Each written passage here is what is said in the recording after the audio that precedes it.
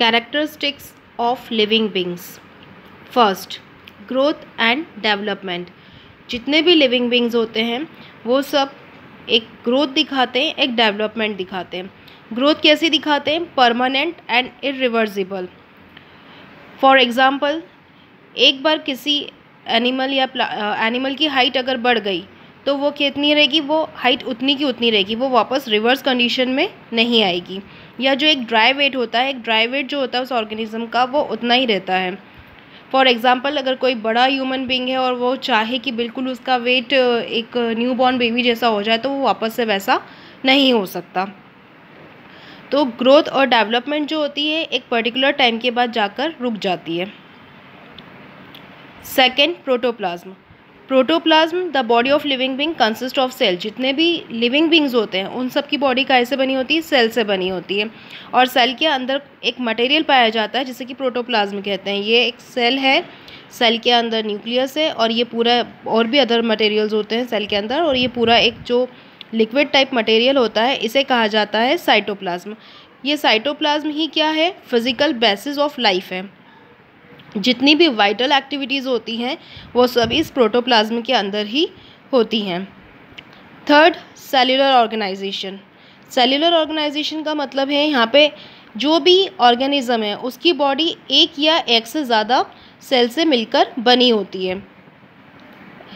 हर cell के अंदर क्या होता है? प्रोटोप्लाज्म होता है, और ये प्रोटोप्लाज्म जो होता है एक मेम्ब्रेन के थ्रू कवर्ड रहता है जिसको कि क्या कहा जाता है? प्लाज्मा मेम्ब्रेन कहा जाता है। अब इस प्लाज्मा मेम्ब्रेन के ऊपर एक रिजिड सेल वॉल प्रेजेंट होती है। ये सेल वॉल किस में होती है? सिर्फ प्लांट्स के अंदर होती है, एनिमल्स के अंदर सेल वॉल नहीं पाई जाती है। Fourth, nutrition.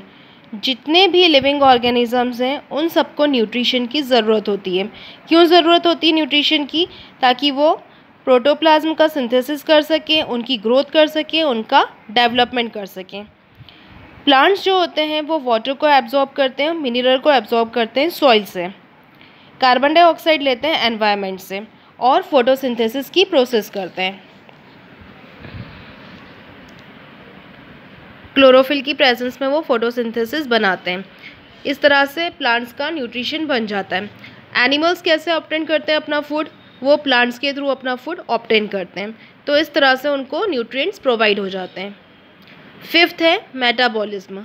मेटाबॉलिज्म जो है बॉडी के अंदर होने वाली केमिकल और फिजिकल चेंजेस जो लगातार चलते रहते हैं उन्हें हम क्या बोलते हैं? मेटाबॉलिज्म बोलते हैं। मेटाबॉलिज्म को दो पार्ट्स में बताया गया है, एक होता है एनाबॉलिज्म, एक होता है कैटाबॉलिज्म। एनाबॉलिज्म की प्रोसेस जो होती है वो कंस्ट्रक्टिव होती है, मतलब बनाने वाली होती है। यहाँ पे एग्जाम्पल है फोटोसिंथेसिस। वहीं पर कैटाबॉलिक जो होती है ये प्रोसेस डिस्ट्रक्टिव होती है, मतलब ये डिस्ट्रक्ट करने वाली होती है। एग्जाम्पल के लिए रेस्पिरेशन। दोनों ही प्रोसेस एनाबॉलिक और कैटाबॉलिक को एक साथ हम मेटाबॉलिज्म बोलते हैं। सिक्स्थ है इरिटेबिलिटी। इरिटेबिलिटी का मतलब होता है कि यहाँ पे जो भी लिविंग थिंग है वो किसके लिए सेंसिटिव होती है? एनवायरनमेंट के लिए। मतलब जो भी एनवायरनमेंट है उसके प्रति वह अपनी सेंसिटिविटी दिखाती है।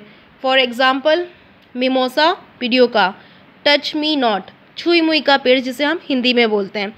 अगर आपने देखा होगा कि छुई मुई के पेड़ को टच करो तो उसकी पत्तियां बंद हो जाती हैं फिर खुल जाती हैं, तो ये क्या करते हैं? सेंसिटिविटी दिखाते हैं।